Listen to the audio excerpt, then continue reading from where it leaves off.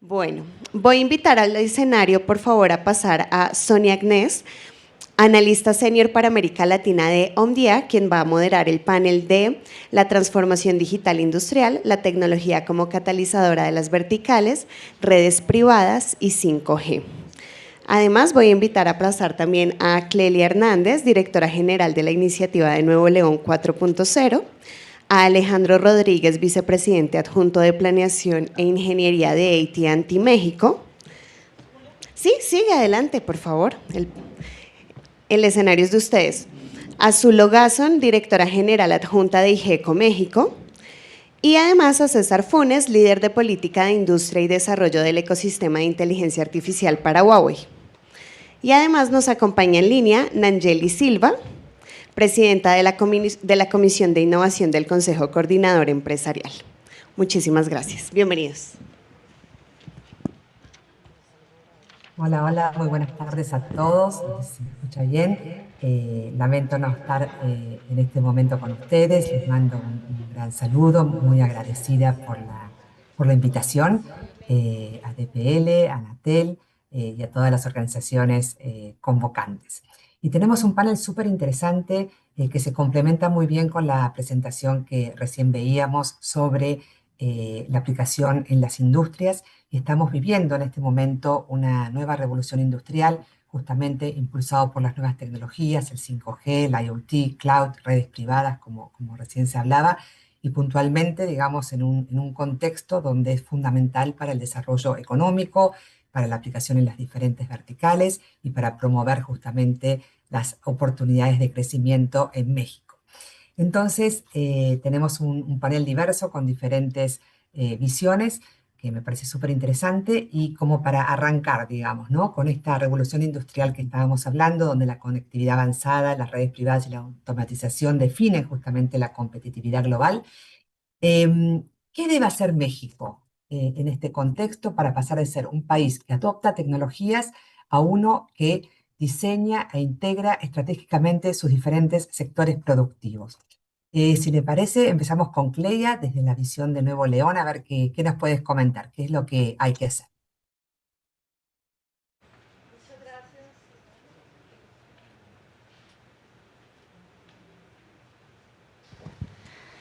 Buenas tardes a todos, muchas gracias. Pues bueno, gracias por esta pregunta y por participar. Saludo a todos mis compañeros panelistas y por supuesto agradezco la invitación a Jorge Fernando Negrete, mi amigo, gracias por una vez más considerarnos. Bueno, pues esta pregunta es una pregunta muy interesante en un mundo donde pues actualmente aproximadamente el 60% del Producto Interno Bruto pues va a temas de industria, de transformación en el mundo y va a crecer a 1.5 billones hacia el 2030 de dólares, por supuesto, según cifras del World Economic Forum, de McKinsey y de diferentes consultoras. Pero también, ¿qué pasa en México? ¿Por qué no tenemos mayor impacto? Y se los comparto desde pues, una asociación civil que es pionera en el país. Desde el 2017 nosotros trabajamos en 1.4.0 por el tema de la transformación digital, pero hay diferentes estrategias que hay que perseguir y que no es fácil construirlas de la noche a la mañana ni en un mes, sino llevan años. Y un poco lo aceleró la pandemia, pero por ejemplo un tema que tiene que estar ampliamente relacionado pues es la inversión en investigación y desarrollo en este país. Desafortunadamente estamos abajo del promedio de los países de la OCDE, abajo. No seguimos cumpliendo este tema en la escena global. Sí hemos hecho muchas patentes, las han hecho las universidades, pero sigue habiendo una brecha muy grande con respecto a este tema. En cuanto a otro tema que les puedo compartir, particularmente la educación. México está entrando fuertemente al tema de la educación dual y esa educación dual, pues para que se abra camino les comparto una estadística importante, al menos en el estado de Nuevo León. En el 2021 que inició el gobierno actual, el gobierno del doctor Samuel García, llegamos y había 100 alumnos en formación dual. Actualmente en este año son más de 10,000 alumnos que están insertados en la industria. Nos han preguntado de diferentes lados cuál ha sido la diferencia. Pues una diferencia es que el tema ya está a nivel de la Constitución del Estado y tiene incentivos. Entonces, si no hay incentivos, no va a crecer. Ese nada más es un tema. Otro tema, otra estrategia que les puedo compartir, pues también es la inversión en estrategia para las pymes y para incluir emprendimientos de mujeres en empresas Deep Tech, pero hay mucho que hacer en el país. Entonces, yo compartiría al menos estas dos de algunos datos que les doy en este momento, pero sí creo que este es un tema que debería de alinearse sí o sí al Plan México. En todos los sectores que se persiguen debería de estar transversal la transformación digital en un país que tiene una industria clara. En sus cámaras, en la industria confederada, están 120 cámaras de asociaciones y cada una debería tener la bandera paralela al sector industrial que esté alimentado y sustentado en arquitecturas de transformación digital. Esa sería mi aportación en esta primera pregunta. Gracias. Buenísimo, buenísimo, Clelia. Bueno, entonces seguimos con la visión empresarial. Te pido, Alejandro, desde AT&T, ¿cómo ven esta oportunidad? ¿Qué debiera hacer México para tener esta oportunidad con la digitalización y esta revolución industrial que estamos viviendo? Las cosas. Desde el punto de vista personal, considero que son 3 pilares fundamentales, ¿no? que hay que empujar. El primero es la innovación local, ¿ok? Incentivar la innovación local. El segundo es reforzar cómo traer tecnologías y casos de uso que tenemos en otros países y cómo saberlos adaptar a México, ¿ok? Y el tercero, obviamente, es el marco regulatorio. O sea, el marco regulatorio tiene que estar adaptado a que justamente ayude tanto a las empresas privadas, las empresas públicas y las educativas a que justamente incentiven a que estos 3 pilares sean fuertes, ¿no? Con relación al primer pilar, cuando hablo de cómo reforzamos la parte de innovación local, lo mencionaste, la parte de inversión a la educación, a crear talentos locales y regionales que obviamente incentiven al desarrollo de la tecnología local. Las empresas buscar trabajar en centros de innovación, en hub de innovación, en donde de alguna manera ayuden a que esos talentos se puedan desarrollar en diferentes niveles, empezando durante su carrera profesional, inclusive durante su carrera antes de iniciar la profesional. Y obviamente está toda la parte de cómo crear esos foros en donde podamos estar compartiendo toda esa innovación entre los diferentes entes, tanto públicos, privados, educativos, en donde refuercen e impulsen justamente esas ideas y que no quedan en aquellos sectores encerrados en donde no haya este impulso. Yo creo que esos 3 pilares son fundamentales. Desde AT&T, ¿qué estamos haciendo? Nosotros tenemos un hub de innovación, el cual impulsamos internamente al equipo, tanto con nuestros proveedores de tecnología, con ideas, casos de uso, en donde las podemos desarrollar y cómo los adaptamos a lo que el cliente necesita, ¿ok? Desde el punto de vista de innovación local, desde el punto de vista de cómo adaptamos estos casos de uso, justamente estos casos de uso en los laboratorios, con nuestros proveedores y nuestros integrantes, buscamos cómo normalmente yo puedo traerme ese caso de uso en aquellos países en donde no necesariamente va a funcionar igual. Y lo traigo justamente a probar en la innovación, en el laboratorio de innovación, para buscar la forma de cómo lo podemos introducir en el mercado, ¿no? Y obviamente, como lo saben, desde el punto de vista de regulación, AT&T está activo y participando en ideas, aportando a todos los organismos de cómo realmente necesitamos adaptarnos a una nueva regulación y que sea flexible. Yo creo que por ahí serían lo que yo considero que es importante.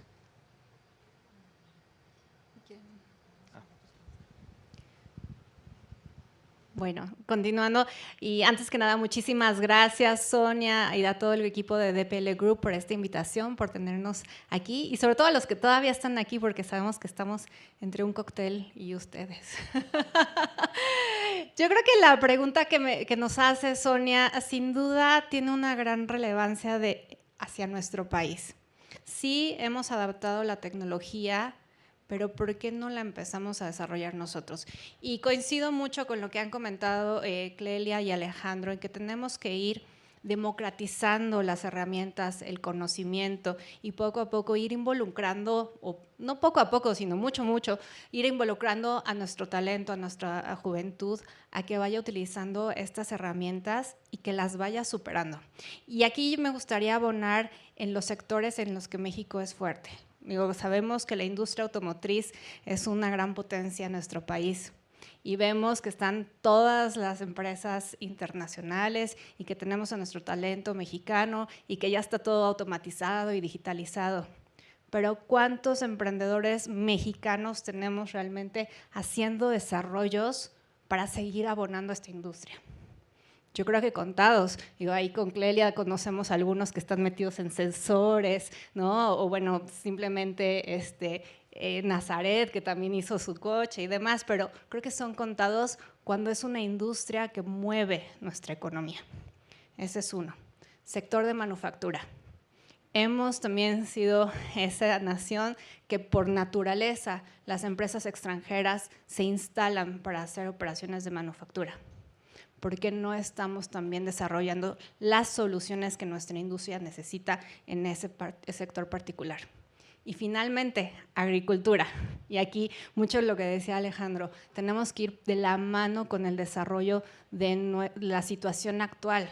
No podemos llevar un tractor autónomo a nuestro campo hoy.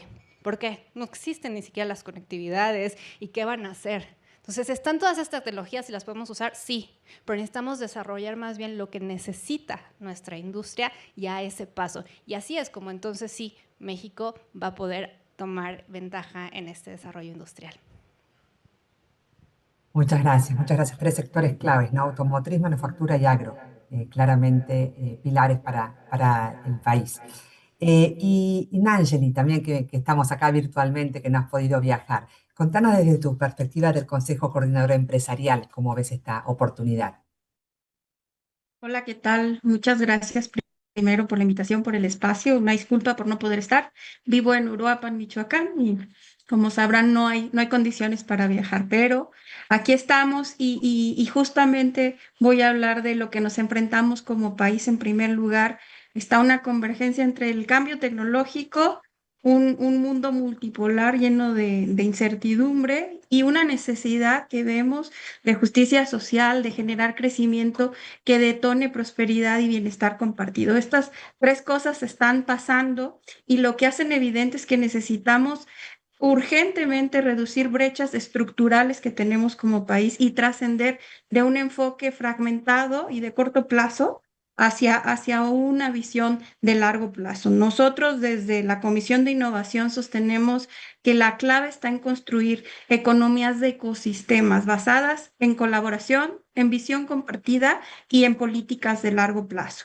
Y vemos tres necesidades que son apremiantes, son urgentes. En primer lugar, una hoja de ruta nacional construida desde el consenso en materia de innovación y transformación digital, que nos permita establecer esta visión de país y que nos permita articular política pública, inversión, agendas sectoriales, para que de esta manera podamos alinear la inversión, porque pues si vivimos en un periodo de escasez, los recursos tienen que colocarse estratégicamente y el tener una agenda que priorice nos permitirá colocar de mejor manera esta inversión. El desarrollo del talento y la infraestructura con retos y oportunidades que vengan de las mismas empresas, ¿no? Y de la misma sociedad. Necesitamos, ¿sí me escucho?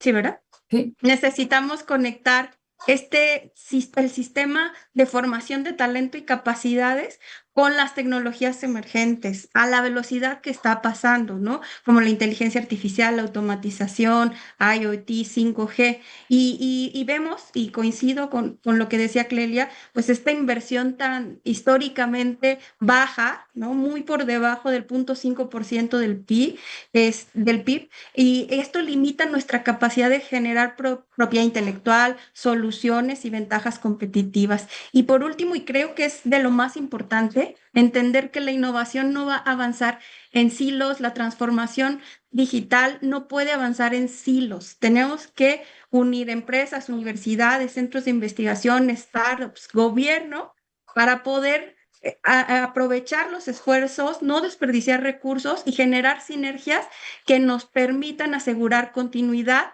y transparencia a los resultados. Cierro diciendo que no es un reto técnico, es voluntad política y liderazgo colectivo.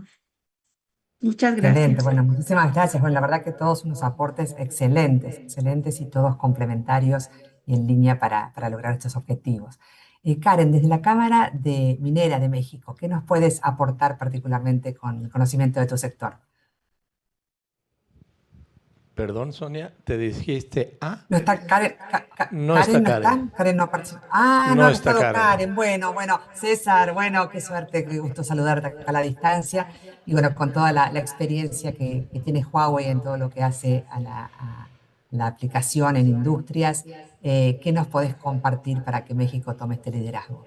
Gracias, Sonia. Sí, bueno, no me vestí de Karen hoy. No. Es un poco un chiste, ¿no? Los gringos le dicen Karen ahí a cierto tema medio complejo. Bueno, ya nos pusimos más alegres ahora el panel. Ya no estamos tan serios. Y muchas gracias a los que se quedaron. Igual de gracias que a DPL por habernos invitado y la oportunidad de compartir este panel con todos los expertos. No puedo dejar de coincidir con todo lo que ya dijeron: talento, innovación, colaboración y casos de uso que nos sean benéficos al país. Desde Huawei, lo primero que les quiero reafirmar es el compromiso con México. Llegamos hace casi 25 años, estamos aquí y aquí seguiremos con esta visión de aprovechar precisamente lo que conocemos de diversos lugares del mundo en donde hemos desarrollado casos de uso con innovación, precisamente soportados en las tecnologías más innovadoras. Y una de esas tecnologías más innovadoras ha sido hasta ahora, y creo que es un parteaguas antes de la inteligencia artificial, que podré hablar en mi segunda intervención, si es posible, el 5G. El 5G no nada más es una quinta generación de comunicaciones móviles. En realidad la observamos como una plataforma habilitadora de la transformación digital, porque hay diversas tecnologías que ya hemos venido manejando de manera independiente, como el IoT, el Big Data, la nube y, como dije, ahora la inteligencia artificial. Y es gracias a las capacidades que nos ofrece la red de 5G que las podemos poner a trabajar juntas para el beneficio de la transformación digital de las diversas verticales. Y justo en México hemos estado trabajando en algunos casos de uso específicos, como por ejemplo de la manufactura. Vamos a hacer pronto un anuncio que además tiene una fórmula que también se mencionó.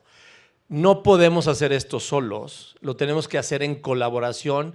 Yo diría que con al menos 2 o 3 elementos. Por supuesto, aprovechar las políticas públicas y regulaciones existentes y aquellas que podamos mejorar, con los operadores, con integradores expertos de la vertical, y hacer que entonces todos estos trabajemos juntos para que transformar una manufactura automatizada en inteligente y totalmente digitalizada sea mucho más fácil.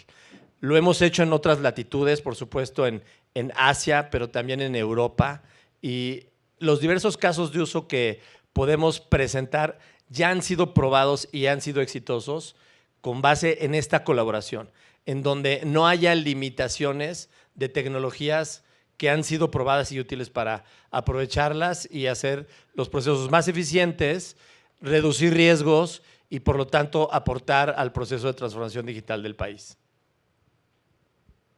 Buenísimo, César, muchas gracias y me encanta comenzar a hablar sobre el tema de los casos de uso puntualmente porque creo que esto da idea de cómo se está desarrollando y cuáles son las perspectivas que se tienen en casos concretos, inversiones que se están haciendo para mejorar la productividad y la competitividad de México.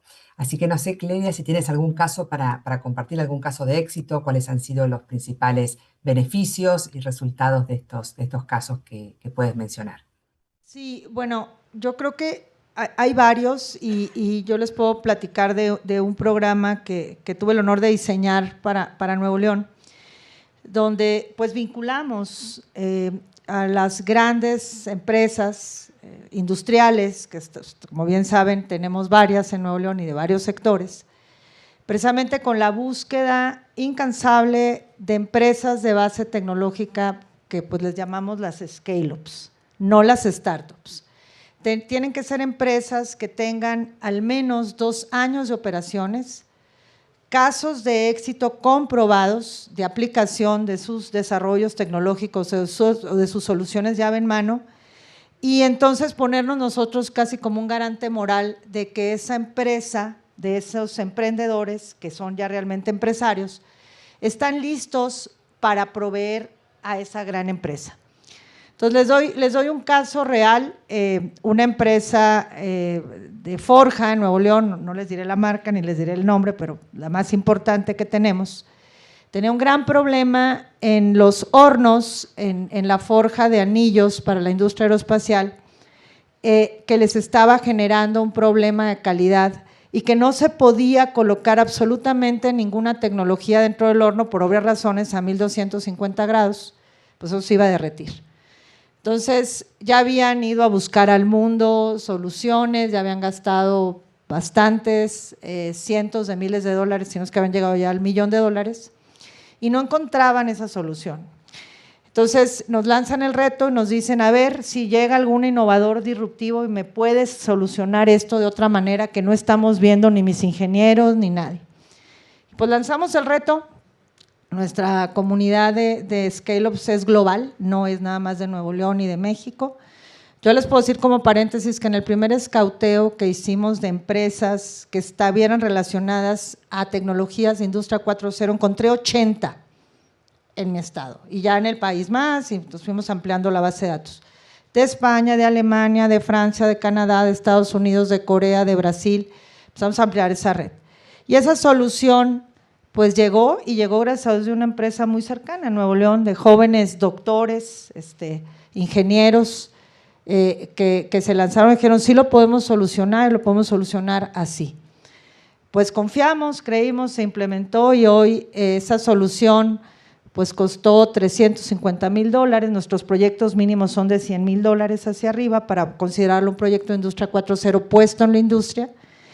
Y bueno, pues ese empresario se puso muy contento y él es uno de los principales promotores de esos programas. Entonces, darle la oportunidad a empresas y poder medir casos de uso y eficiencias. Este es un problema que tenemos porque se cree que la industria 4.0 pues es solamente aplicar tecnología, sino tiene que ser una estrategia institucional de largo plazo y de alto impacto.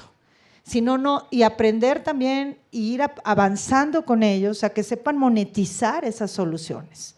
¿Qué ahorros reales tiene para la empresa y eso cómo se va a justificar? Yo escuché, este es mi último comentario, por eso quise compartir ese caso de uso, me tocó escuchar a una empresa a finales del 2019 decirnos, el tema de los proyectos de transformación digital lo tenemos puesto como para el 2022, todavía no llegaba la pandemia. Ya se imaginarán que en el 2020 nos buscaron, nos dijeron, no, ¿sabes qué? Sí tenemos que hacer cosas y lógicamente todo el tema de simplemente conectar a la gente a la empresa. Entonces les puedo platicar muchos casos, tenemos muchos casos de uso, hemos hecho una derrama aproximadamente de $8 millones en esas vinculaciones. Azul efectivamente conoce a varias empresas y a varios de esos emprendedores que nos han acompañado en diferentes exposiciones, pero sí también decirles que no son modas. A mí me preocupa que no se vea, este es un concepto, todo lo que tiene que ver con transformación digital, Industria 4.0, que está en nuestro mundo desde el 2011. Está muy documentado, hay muchos papers, hay muchas consultoras que siguen escribiendo todos los días y le dan sustento y soporte a los casos en el mundo. Tenemos que leer más y tenemos que traer más al país soluciones, pero sobre todo tenemos que apostar por el talento mexicano, por su competitividad, porque esta es la infraestructura que hay para medir competitividad y productividad. Si no confiamos en la inversión tecnológica, pues no podemos competir.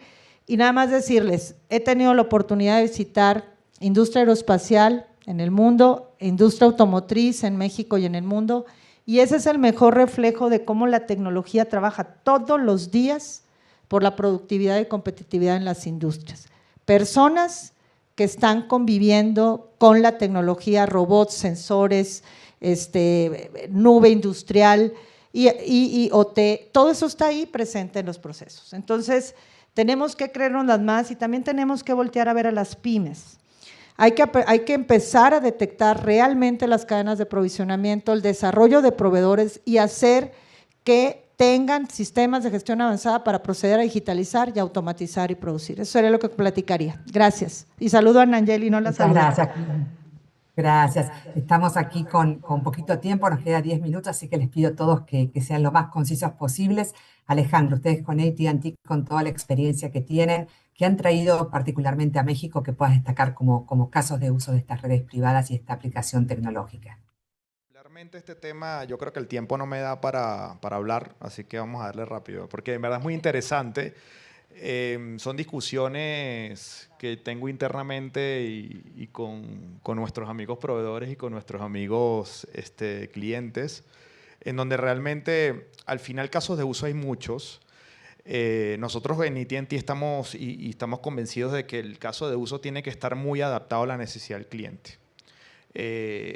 Yo creo que particularmente el mercado se centra mucho en cómo le fue al vecino, cómo le fue a otras áreas, a otros países. Sin embargo, tenemos que centrarnos específicamente en el cliente. Y cuando nos centramos en el cliente, la necesidad de dónde salen los casos de uso de valor. Nosotros de AT&T estamos ya identificando casos de uso, tanto obviamente redes privadas para algunos puertos que ya están en funcionamiento. Estamos trabajando en una evolución del 5G enfocado a la personalización del servicio. Yo considero particularmente que el 5G va a explotar cuando realmente una persona sepa o nosotros entendamos que una persona no necesita el mismo servicio que tú necesitas. Son servicios diferentes, diferenciados. En ese momento que nosotros entendamos eso en el mercado, ahí la persona y el caso de uso va a salir solo. Se va a pagar solo, porque la persona no quiere que yo sea lo mismo que tú. Entonces, ahí donde ya la tecnología nos los va a permitir hacer y justamente estamos tratando de evolucionar en los siguientes años ya con los casos de usos locales que tenemos en ir cómo vamos personalizando el servicio, tanto para la parte de B2C como la parte de B2B. Entonces, yo aquí concluyo conozcamos al cliente. El cliente es súper esencial tanto para la parte de B2C y B2B para poder empezar a hablar de monetizar. A veces queremos monetizar antes de entender el cliente. Entendamos el cliente y luego monetizamos. ¿Okay? Perfecto, clarísimo, Alejandro. Y Azul, ¿qué nos puedes aportar desde tu experiencia con algunos casos de usos, algún caso de uso que puedas destacar? Aquí yo quisiera destacar cómo la transformación digital va a dar un caso de éxito, que es el tema de hacer una industria mucho más sostenible. Hoy en día nos estamos enfocando como, ¿no?, los casos de usos de productividad, ¿no?, cómo la transformación digital me está ayudando a ser una empresa mucho más productiva. Pero también todo esto, el tema de cuidar el ambiente, cuidar el agua, los recursos, energía, está de la mano con el uso de la transformación digital. Y ahí va a ser un gran caso de éxito que nos va a seguir impulsando como industria en México. Entonces yo creo que más bien es un caso de éxito al futuro, pero realmente todo esto viene, ¿no? con tema de sensores, cómo voy a cuidar mis recursos. Justo en la mañana estaba en el foro de Cogenera que hablan, ¿no? Justo precisamente de cómo podemos generar energías mucho más limpias para nuestra industria, ¿no? Y que podamos entonces sí seguir con los data centers a todo lo que da y la inteligencia artificial y el chat GPT cada segundo que estamos usando, ¿no? Entonces creo que ese va a ser un gran caso de éxito en unos cuantos días, espero, pero sí, o sea, ya no nos tenemos que tardar tanto. Buenísimo, buenísimo, Zuli, gracias por traer el tema de la sustentabilidad, donde también la tecnología colabora en hacerlo posible. En Angeli, ¿qué puedes aportar como caso de éxito? ¿Alguna referencia? Mira, del trabajo que hemos estado haciendo, tenemos un trabajo con más de 150 empresas que hemos estado viendo cómo podemos organizarnos para alcanzar una visión de país. Y donde vemos mayor potencial es donde convergen tres factores: capacidad instalada, la urgencia estratégica y la verdadera posibilidad de escalar con ventaja competitiva. Y este último punto tiene que ver con que la solución atienda realmente a una necesidad de un cliente, a una necesidad del usuario. Donde vemos la mayor falla al implementar un caso de uso es que no se entendió el problema origen y que se está dando la solución y luego buscando qué problema se resuelve. Te resumo muy rápido en México, donde vemos el mayor potencial en la manufactura, el poder transitar de la manufactura de maquila de bajo valor al salto a la industria 4.0, ¿no? Principalmente en la cadena de producción. Después tenemos la parte donde vemos mucho potencial en la digitalización energética, en justo lo que dice Azul, el poder hacer procesos más sostenibles, ¿no?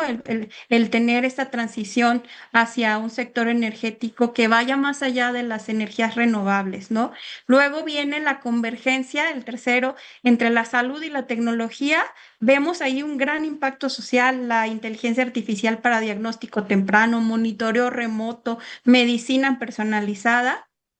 Algo súper importante que hemos visto muchos casos de uso que además son necesarios, las Smart Cities, ¿no? Donde vemos la digitalización industrial en los territorios que nos ayudan hasta para temas de seguridad. Y por último, donde vemos mucho potencial es en las cadenas de valor. Y ahí, por ejemplo, toca mucho la cadena agroindustrial, el que nuestros productos puedan llegar a buen término, garantizando la integridad en toda la cadena, ¿no? Y realmente lo que vemos es que sí puede ser es un desafío técnico, pero también es un desafío de integración que requiere visión, velocidad y voluntad. Bueno, buenísimo aportar todas estas referencias y ya nos estamos quedando sin tiempo, así que César, te pido, digamos, que vos querías compartir algún tema vinculado con inteligencia artificial. Sé que tienen unos anuncios ahí que preanunciaste, pero bueno, hay mucho ahí que puedas aportarnos como para cerrar este panel. Muchas gracias, Sonia. Solo te advierto que acá dice que tenemos más tiempo que tú nos habías dicho, ¿eh? Y no me sé, lo voy acá me a escriben comer que... todo. No, no es cierto, no es cierto. Me voy a enfocar en el promedio que todo el mundo ocupó. En efecto, casos de uso creo que se han mencionado todos. Coincidimos en todos. Quizá no escuché el de minería y creo que para México es importante. Nosotros lo hemos desarrollado mucho en el país de origen. Creo que escuché que había como 10,000 minas en las que estábamos trabajando en procesos de transformación digital utilizando principalmente el 5G y el 5G avanzado y también la inteligencia artificial. Entonces, conectando los casos de uso actuales con base en conectividad de banda ancha, resaltar la importancia de considerar a la infraestructura digital como conectividad más poder de cómputo. Vamos a empezar a ver casos de uso que además nos van a dar la posibilidad en México de exportar los casos de uso, aprovechando el nearshoring y siempre y cuando logremos establecer esta capacidad de poder de cómputo aquí y no necesariamente estar dependiendo de los desarrollos con base en infraestructura externa.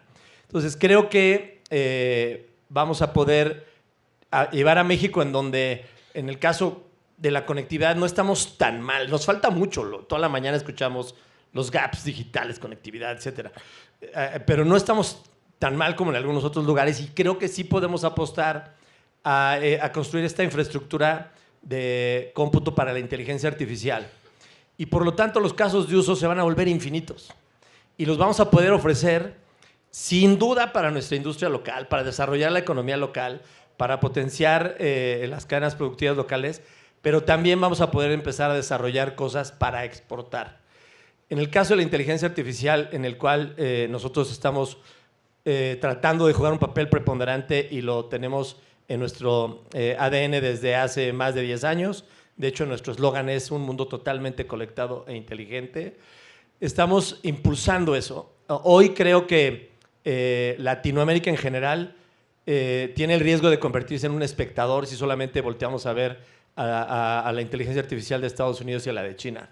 En ese caso no estamos tan diferentes a Europa, que más o menos anda por ahí. Pero si aprovechamos e impulsamos la demanda también y la construcción de infraestructura digital poderosa, vamos a poder ser un jugador directamente en la nueva etapa del desarrollo digital inteligente. Qué bueno, César. Bueno, es un mensaje muy esperanzador. La realidad que se han compartido conceptos muy valiosos de todas las oportunidades que tiene México, de cómo se viene trabajando y que hay un talento muy importante que hay que desarrollarlo, hay que impulsarlo, generar estos ecosistemas, trabajar en la sustentabilidad. Hay ciertas industrias que son claves, pero la tecnología está ahí, hay que apropiársela y generar esa riqueza que no solamente quede en México, sino también, como bien decía César, la posibilidad de exportarlo. Pero para eso hay que trabajar mucho, coordinadamente y con estos marcos regulatorios que se mencionaban. Así que bueno, nos hemos quedado sin tiempo, ha sido un placer, espero que disfruten el resto del evento, el cóctel, y acá me han dicho que bueno, la idea es seguir el evento en las redes sociales con el hashtag México Digital Summit, y muchas gracias a todos, les pido que se acerquen a sacarse una foto, y muchísimas gracias.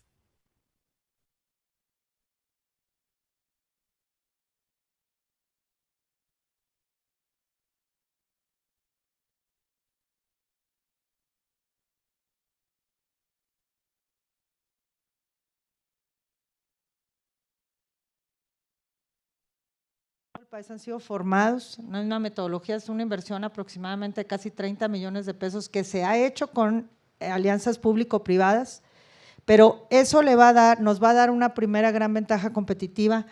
Cada profesor decimos que trae un índice de bateo de 50 jóvenes en las universidades del país.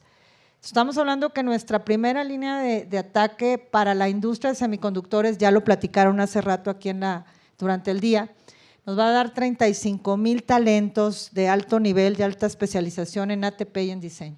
Eso es lo primero que ya como estrategia país sí la vemos organizada. Ahora viene en paralelo la atracción de inversión. Los estados Jalisco y algunos del norte estarán en esta estrategia que se alinea a Plan México, pero se los quería decir porque esa industria es altamente intensiva en tecnología, es transversal en transformación digital, pero sí vamos a entrar con una estrategia fuerte de formación de talento. Faltan 2 minutos, o sea, ¿verdad? Son 2 minutos que faltan. Aprovecho el comentario. Creo que al final, y uno un poco con lo que dijo César, ¿no? La parte de IA va a necesitar gran procesamiento, ¿ok? Y cada vez necesitamos que ese procesamiento esté más cerca del cliente. Cuanto más lejos del cliente esté, va a ser más costoso. Entonces, el ambiente de los microprocesadores que tú dices es uno de los principales iniciales para empezar a crear ese ambiente de cómo yo creo procesamiento local. Y que no solamente sean los hyperscalers, sino también seamos los operadores. Entonces, creo que ahí de alguna manera es una oportunidad que me uno tú te estás uniendo a la base. Considero que tenemos que nosotros irnos hacia allá. Es una gran oportunidad local. México consume y va a consumir cada vez más datos y esto va a multiplicarse por N. Si no lo empezamos a tratar diferente, nos va a ser inviable en nivel de costos. Muchísimas gracias.